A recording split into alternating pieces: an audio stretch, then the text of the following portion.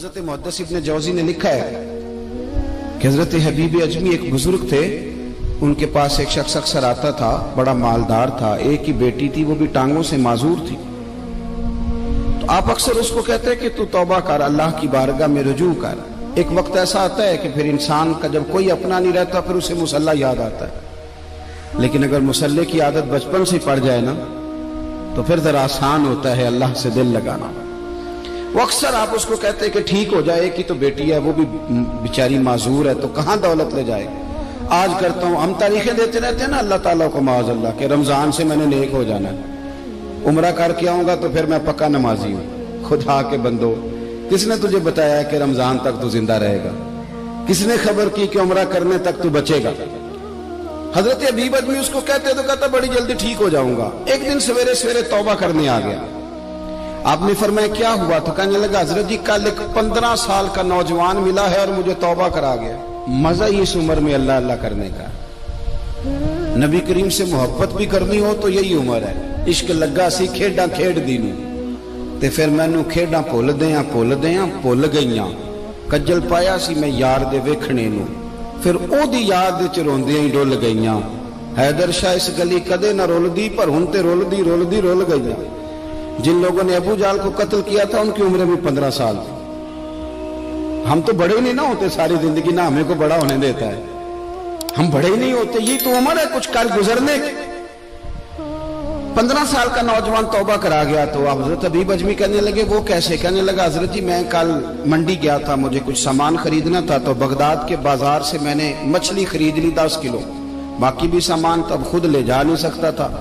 तो मजदूर आपको पता है बेचारे आज भी सड़कों पे बैठे हैं। तो मजदूर बैठे थे तो उनमें एक नौजवान 14-15 साल का, चेहरे पे बड़ी रोशनी। मैंने उसको कहा बेटे मजदूरी करोगे? कहने लगा हुजूर मजदूरी भी करता हूँ, पढ़ाई भी करता हूँ, और जो अल्लाह को मंजूर हो उसकी इबादत भी करता हूँ। मैंने उसे कहा कि ये मेरा सामान है, फलां जगह पहुंचाना, क्या लोगे? कहने लगा 3 दिनार मजदूरी। सौदा तय हो गया, उसने सामान उठा लिया। कहते हैं रस्ते में जोहर का वक्त हो गया। कहने लगा चचा अगर इजाजत दो तो नमाज पढ़ लो। 15 साल का जवाब। कहते मैं रख के ना वहां सामान तो फट्टे पे बैठ गया, वो नमाज पढ़ने चला गया। बाकी लोग देर से आए, वो बच्चा जल्दी आ गया।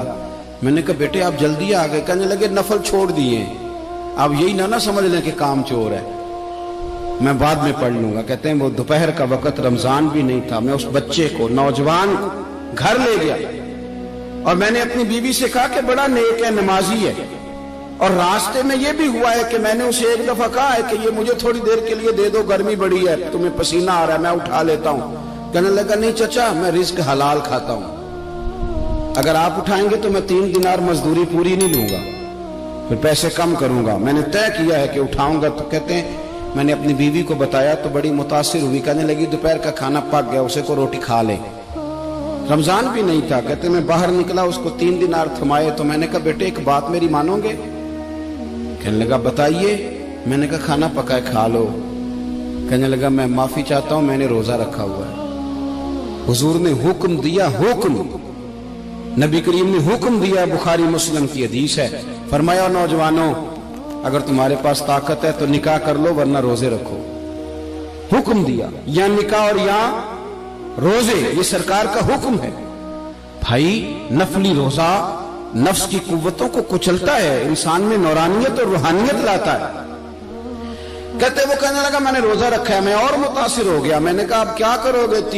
कहीं और जाना है? कहने लगा नहीं, मैं जिस दिन 3 दिनार कमा लेता हूं फिर मैं मजीद लालच नहीं करता, बाकी वक्त या कुरान मजीद पढ़ता रहता हूं या नबी पाक पे दुरूद शरीफ पढ़ता रहता हूं।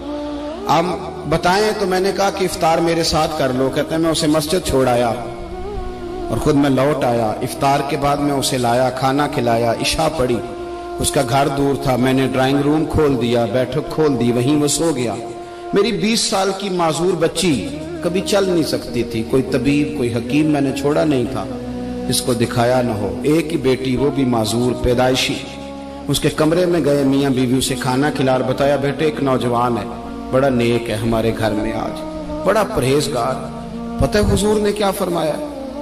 नबी करीम फरमाते हैं जब नौजवान उठ के तहज्जुद पढ़ता है ना, नौजवान तो अल्लाह फरिश्तों के सामने उस नौजवान पर फख्र फरमाता है। अल्लाह फख्र करता है कि उमर देखो देखो ये मेरी बारगाह। अल्लाह फख्र करता है, अल्लाह यानी खुदा खुद मेरे मजलिस बूद अल्लाह फख्र करता है। अब सोचे, तो हमने अपनी बेटी को बताया कि नौजवान और बड़ा नेक है, तो कहते हैं वो खाना खिला के हम वापस आ गए। आधी रात का वक्त हुआ तो दरवाजे पे दस्तक हुई। बच्ची अपने कमरे में सो रही थी, हम अपने कमरे में, वो बैठक में। घबरा के उठे कि इस वक्त कौन है दरवाजे पे? तो बेटी कहने लगी अब्बा दरवाजा तो खोलना। कहते हैं दरवाजा खोला तो 20 साल हो गए थे बेटी को, कभी उसने चल के नहीं दिखाया था, कभी दौड़ के उधर जाती, कभी इधर आती। कहती अल्हम्दुलिल्लाह अल्लाह ने मेरी टांगे ठीक कर दी। हम दोनों रोने लगे, ए अल्लाह तो कितना करीम है, कैसे हुआ बेटे सारा कुछ? बेटी कहने लगी अब्बा आपने कहा था ना कि नेक नौजवान आया है, तो मेरे दिल में ख्याल आया अल्लाह अगर वाकई नेक है तो उसके सदके मुझे शिफा ही दे दे। या अय्युहल्लज़ीना आमनुत्तकुल्लाह वब्तगू इलैहिल वसीला। तो कहने लगी अभी मेरी दुआ भी पूरी नहीं हुई तो रब करीम ने फजल किया है और मुझे शिफा अता कर दी।